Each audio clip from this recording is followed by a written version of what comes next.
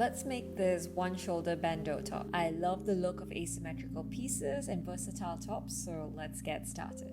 As usual, we're starting off by printing the patterns, and make sure you're printing at 100% or do not scale. You can double check that the test square measurements match before you cut and join the pieces together.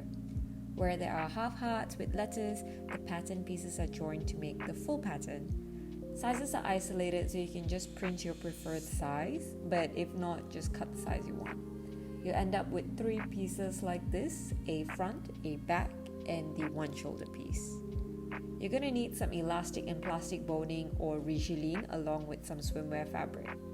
And you can use a pair of scissors or rotary cutter to cut them out, and you'll end up with 2 pieces for the front, 2 pieces for the back, and 4 pieces for the one shoulder piece.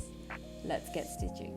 We're going to start by joining the side seams of the top shoulder pieces together and repeating it for the lining pieces. I wanted to match it with my reversible bottom, so that's why I wanted a different colored lining for that peekaboo look. When you're done with that, you're going to match the right sides together and stitch the top and bottom of that piece, adding elastic.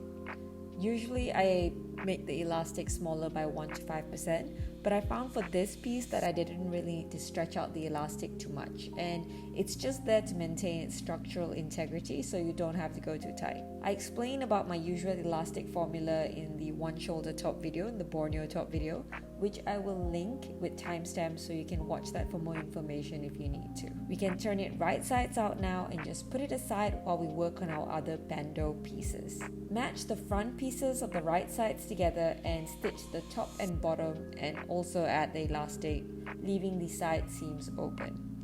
And you're going to repeat that for the back pieces too, so just stitching the top and the bottom part with elastic and just leaving the side seams open.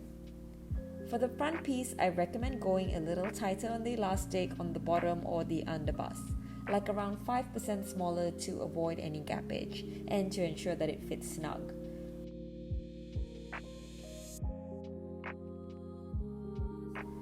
Now we're going to do a gathering stitch for the front sides of the top. These gathers help create a little shape, sort of like what a dot would do. And I find that without having the gathers, it kind of smooshes your bust down instead of shaping it. We're going to do this by selecting the largest stitch on your machine, and just ensure you have a nice long thread tail to start. Don't back tack on either end, and leave a long thread end on the other side when you are done. I like to start by anchoring one point of the gathers by pinning it down, and then taking both the top and bottom threads and looping it around the needle in a figure 8 as I'm doing here. Then all you have to do is take one thread and pull it as you go, gathering the fabric. You don't have to be too particular now, just mainly concentrate on how tight the gathers should be so it can fit perfectly into that back piece.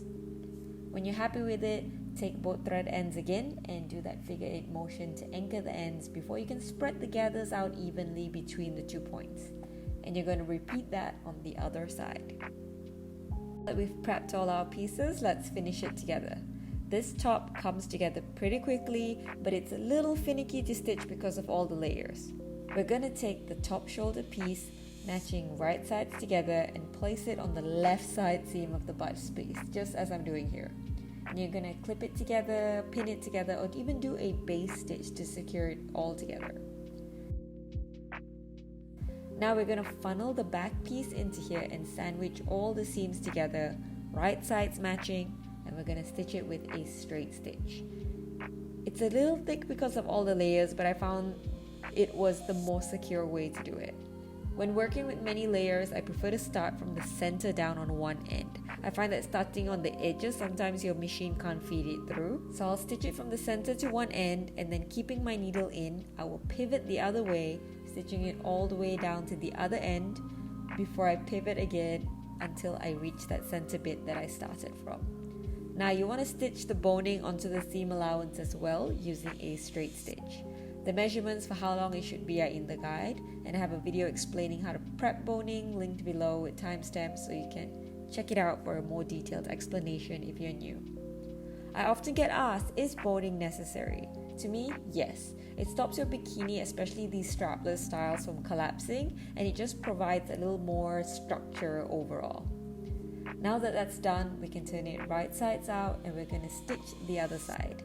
It's a touch different here for that seamless look.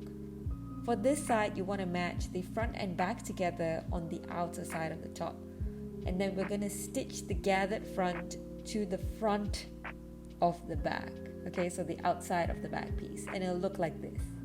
And then you're going to add the boning as you did earlier in the seam allowance. And now all you have to do is close up the opening here.